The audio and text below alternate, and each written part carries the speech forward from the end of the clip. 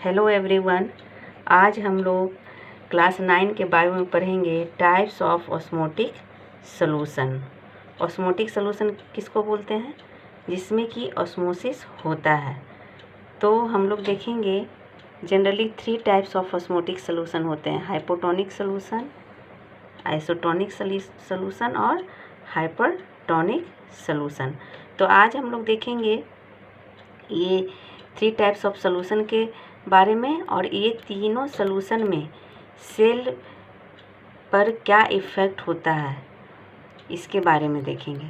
तो यहाँ पे हम लोग देखते हैं सबसे पहले हाइपोटोनिक सॉल्यूशन। हाइपोटोनिक सॉल्यूशन किसको बोलते हैं? If a medium surrounding a cell is more dilute than the cell. अगर सेल को हाइपोटोनिक सॉल्यूशन में रखते हैं तो सेल के चारों तरफ जो सराउंडिंग है उसका जो है ये मोर डाइल्यूट होता है हाइपोटोनिक सॉल्यूशन में। डाइल्यूट मीन्स इसमें वाटर का कॉन्सेंट्रेशन जो है सराउंडिंग में ज़्यादा होगा in comparison to inside cell, तब उसको हम लोग बोलते हैं हाइपोटोनिक सॉल्यूशन। तब इसका सेल पे क्या इफ़ेक्ट होगा? तो जैसा कि हम लोग जानते हैं ऑस्मोसिस में आपका सॉल्वेंट का आपका जो है वाटर मॉलिक्यूल्स का मूवमेंट होता है higher concentration to lower concentration. तो हाइपोटोनिक सॉल्यूशन में वाटर का कॉन्सेंट्रेशन आउटसाइड ज़्यादा है और सेल में इनसाइड वाटर का कम है, इसलिए जो है वाटर का मूवमेंट होगा आउटसाइड टू इनसाइड, वाटर का मूवमेंट होगा हाइपोटोनिक सॉल्यूशन में, जिस प्रोसेस के द्वारा उसको हम लोग बोलेंगे endosmosis. Due to endosmosis water goes up outside to inside the cell और सेल स्वेल अप, और जिससे क्या होगा, सेल जो है स्वेल कर जाएगा, सेल का साइज जो है बढ़ जाएगा हाइपोटोनिक सॉल्यूशन। सेकेंड देखते हैं आइसोटोनिक सॉल्यूशन। आइसोटोनिक सॉल्यूशन में क्या होगा, कंसंट्रेशन जो है आउटसाइड और इनसाइड सेल का सेम रहेगा वाटर कंसंट्रेशन, इसलिए जो है यहाँ पे कोई मूवमेंट नहीं होगा, नेट मूवमेंट जो है 0 होगा, इसलिए इसमें आइसोटोनिक सॉल्यूशन में सेल का साइज पे कोई इफ़ेक्ट नहीं रहेगा होगा, सेल जो है सेम साइज का रहेगा। थर्ड है हाइपरटोनिक सॉल्यूशन। हाइपरटोनिक सॉल्यूशन में क्या होगा, medium surrounding the cell is more concentrated than the inside the cell. Cell के चारों तरफ का जो मीडियम रहेगा ये मोर कॉन्सेंट्रेटेड रहेगा इनसाइड सेल से, इसलिए क्या होगा, मोर कॉन्सेंट्रेटेड रहेगा, यानी कि यहाँ पे वाटर का कॉन्सेंट्रेशन कम रहेगा, सेल में वाटर का कॉन्सेंट्रेशन ज़्यादा रहेगा, जिससे कि सेल से वाटर का मूवमेंट जो है आउटसाइड होगा, इनसाइड से आउटसाइड, और सेल जो है श्रिंक कर जाएगा, सेल का साइज जो है छोटा हो जाएगा आपका हाइपरटोनिक सॉल्यूशन में।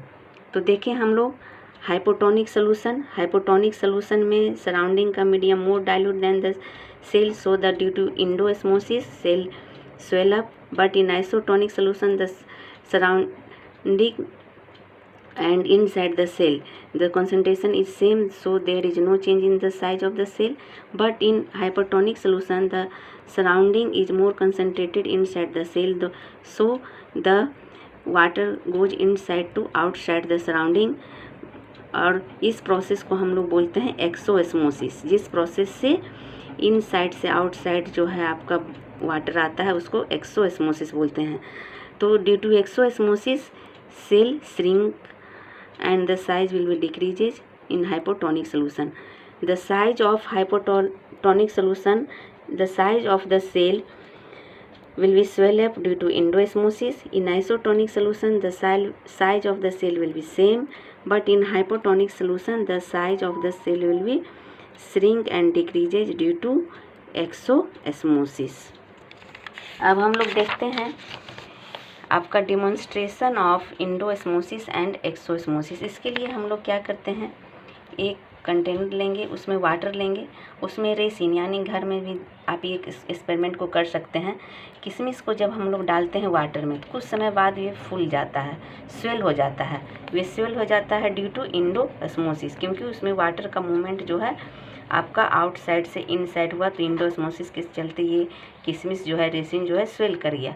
फिर लेकिन जब उसको हम लोग किशमिश को, रेसिन को बाहर निकाल देते हैं तो वे जो है फिर पहले वाला श्रिंक कर जाता है, पहले वाला पोजीशन में आ जाता है ड्यू टू एक्सोऑस्मोसिस, यानी कि इसमें एक्सोऑस्मोसिस हुआ है। तो ये हम लोग देखें डिमॉन्स्ट्रेशन ऑफ एंडोऑस्मोसिस और एक्सोऑस्मोसिस। ये था आज का टाइप्स ऑफ ऑस्मोटिक सॉल्यूशन, आपका hypotonic, isotonic, hypotonic and demonstration of endosmosis and exosmosis. और अगले वीडियो में हम लोग देखेंगे सेल वॉल, स्ट्रक्चर, फंक्शन। और ये जो PDF हम भेजे हैं उसमें जो है इसके बारे में आपका अच्छा से लिखा हुआ है। उस PDF में आप लोग इससे रिलेटेड जो है क्वेश्चन, इसका फिगर है वो बना लीजिएगा, लिख लीजिएगा। Thank you.